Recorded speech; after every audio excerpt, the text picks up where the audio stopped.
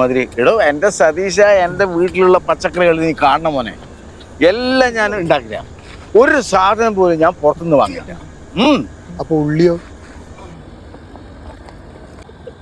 5.5 kilo ഉള്ളി വരുമെന്നാണ് പറഞ്ഞിരിക്കുന്നത്. 5.5 കിലോ ഉള്ളി. ഉള്ളി ഇതിന്റെ അടിയിലാണോ?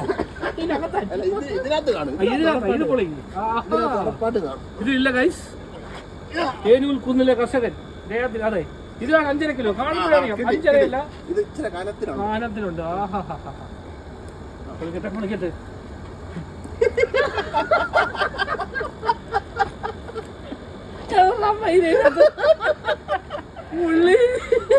ഉള്ളിയില്ല, വേരാണ്.